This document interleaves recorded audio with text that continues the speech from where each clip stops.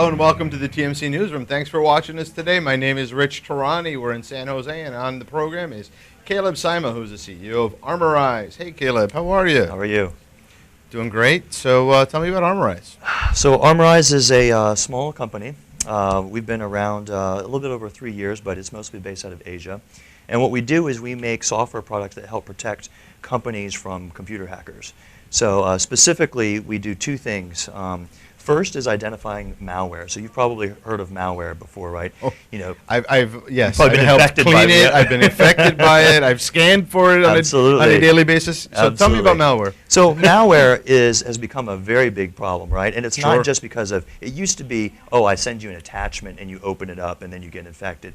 Now, because of technology, people are using websites to send malware. So if you go to a website, even if it's trusted, like a well-known name, they can get infected and they can serve this malware to your browser. SQL injection is a popular way, right? Absolutely, yeah. You're very well aware of that. We have a site where we get hit by a lot of hackers, so we have a lot of experience. Or cross-site scripting as another example, as a way to serve it.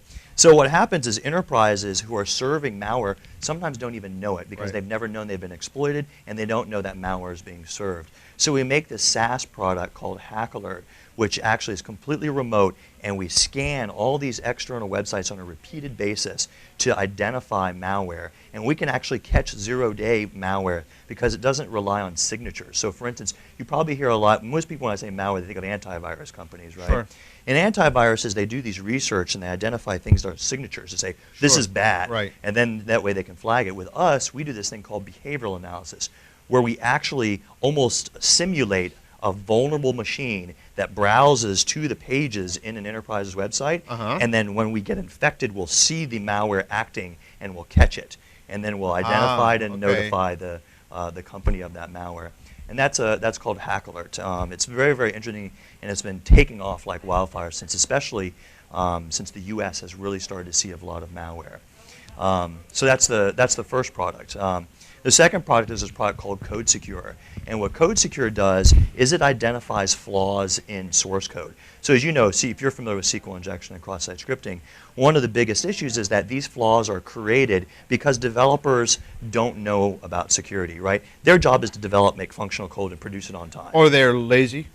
Or they're lazy, but I kind of think, as a developer, I'm a developer myself, I like to think of myself as being lazy because you know what my job is? Is to automate manual tasks. That's what development does, right? But it's not necessarily because they're lazy, it really is because they don't have knowledge. Remember, a developer is someone who knows how to build functional things. They like to learn how to build things. Hacking and security is about tearing things down. That's a completely different mental ability than building things. So security isn't, I wouldn't necessarily blame developers because of that. It really just is because security is a different perspective. So what we do is we say, well, how do we take security and then be able to embed it into the development environment so that developers can code securely without having to learn security. So Code Secure is a product that we do that basically goes through and identifies security vulnerabilities in code so that developers can fix it. What languages? Almost all supported languages. So we do things like Java, C#, PHP, even classic ASP that we use in those language sets to identify vulns. So are you looking for things like buffer overrun errors and things like that, and overflows? So we focus mostly on web languages. What you will find out, though, is we partnered with another company called Coverity. Coverity does source code analysis, but they do it on a different level, and they look for functional bugs and performance bugs in source code. And they do C and C++, which have buffer overflow issues, which they identify. Okay, so what sorts of trends are you seeing in the market? So on either side, there's the code trends or the malware trends. Which one would you like for me to hit first? One of each. One of each. Okay, on the malware trend side, we're absolutely seeing a massive rise in malware because one of the things that we've learned in the security community is you've probably heard of bots, right? Bots and botnets. Hackers back in the day, it used to be about retrieving information, right? Like SQL injection. I would break into your website, I'd download the contents of your database, right? Right. It was all about collecting data and stealing from it.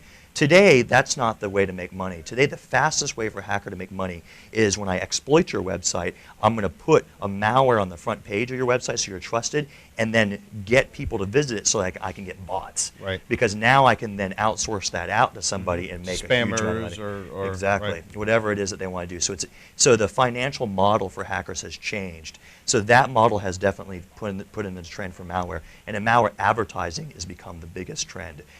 Little do you know that some of the biggest sites out there have been hacked because of advertising. I don't have to break into the site. I can literally buy ad space, infect my flash file with malware, and get it delivered on the A lot of companies have had that problem, and it's really difficult to police that. Yeah, absolutely. And because they don't know it, and it happens randomly. Ads come in depending upon the page. It's all random. And there's no way to detect it. No, I mean, that's the thing. Even if you have the best inspection possible, something can change going forward in the middle of a campaign. New creative can get loaded. And that's right. That's why a solution like us in Hack Alert is great, because we monitor that website on a constant basis, looking for any types of new malware. Now, what sorts of costs are we talking about here?